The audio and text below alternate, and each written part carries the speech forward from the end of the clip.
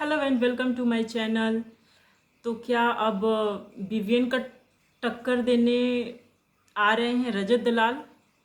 I mean game में तो वो पहले से ही हैं, लेकिन जिस तरह से उनका गेम अभी बढ़ रहा है, पिछले वीक भी उनका गेम बहुत अच्छा था, लेकिन उसमें था कि वो फिजिकल हो जाते थे, वो मार पिटाई कर रहे थे। लेकिन अभी क्या हुआ है, जब से वो टाइम गॉड बने हैं तब से ऐसा हुआ है कि वो वाला जो उनका वीक पॉइंट था, जो लोगों पे हाथ उठा देना, गाली दे देना, वो उनका वीक पॉइंट था। वैसे तो गेम में वो बहुत अच्छे थे रजत, लेकिन वो अपना वीक पॉइंट पीछे छोड़ चुके हैं। अभी वो लोगों को एक्सपोज कर रहे हैं, जैसे कि लोगों की चीज़ों को पकड़ रहे हैं। जैसे कि हमने देखा कि कैसे उन्होंने कशिश को एक्सपोज किया, कैसे उन्होंने करणवीर को एक्सपोज किया, फिर बारी आई शिल्पा जी को भी उन्होंने एक्सपोज किया।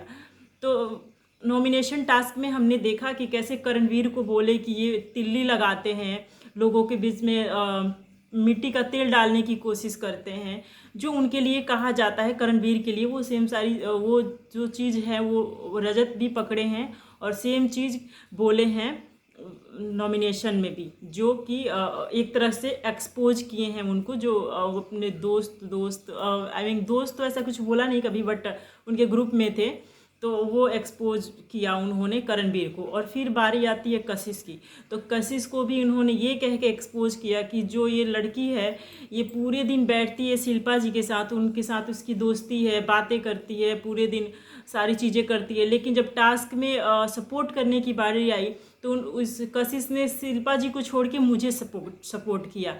तो ये ऐसा भी हो सकता है कि मेरे साथ बैठेगी, बात करेगी, दोस्ती बनाएगी, और फिर सपोर्ट करने की बात आई तो शिल्पा जी को सपोर्ट कर देगी। तो इस लड़की पे भरोसा नहीं किया जा सकता, ये भरोसे की लायक नहीं है। तो एक तरह से देखा जाए तो उन्होंने कशिश को भी एक्सपोज कर दिया। अब बारी आती है शिल्पा जी की। शिल्पा जी को भी कल देखा एपिसोड में कैसे उसने एक्सपोज किया कि जो शिल्पा जी हैं सबसे गुडी गुडी बनने की कोशिश करती हैं, सबसे एकदम ऐसे लगता है कि घर में जगत माता बनी हुई हैं, सबको अच्छा दिखाने की कोशिश करती हैं, सबकी बातें सुनती हैं। और उसके बाद क्या होता है कि बाद में अगर उनके सामने कोई इमोशनल हो जाता है, कोई अपनी बातें वीक पॉइंट रख देता है उनके साथ, तो उस टाइम तो हंस के सुन लेती है कि हाँ सपोर्ट सिस्टम हूँ मैं तुम्हारा, सुन लेती हैं। और बाद में जब मौका आता है तो उसी चीज़ को, वीक पॉइंट को उठा के सामने वाले के ऊपर हमला कर देती हैं। तो इस बात से बोले कि मैं आगाह करना चाहूँगा अपना दोस्त दिग्विजय की कि शिल्पा जी से दूर रहें, और ऐसे एक्सपोज किया उन्होंने शिल्पा जी को।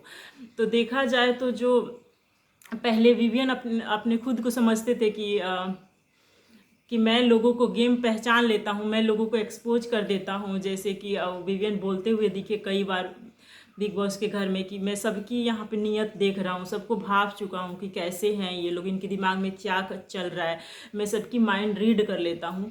तो एक तरह से जो पहले ऐसे विवियन के लिए देखा जा रहा था, वो अभी जो नॉट अविनाश रजत हैं, वो सेम टू सेम इनके ऊपर लागू हो गया है, जो और काफ़ी ज़्यादा ऑब्जर्व कर रहे हैं जो रजत हैं लोगों का गेम, और साथ साथ एक्सपोज भी कर रहे हैं।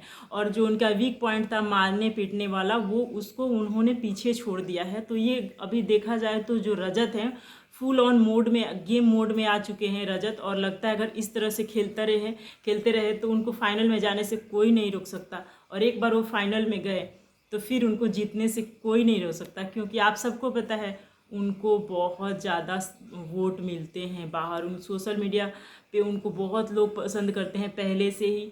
और वो उनके दोस्त एल्विस हैं, तो ऑफ कोर्स एल्विस आर्मी तो सपोर्ट करेगी ही उनको, तो उनको जीतने से कोई नहीं रोक सकता अगर वो टॉप 5 में गए तो देखा जाए तो अभी घर में रजत ही हो रहा है।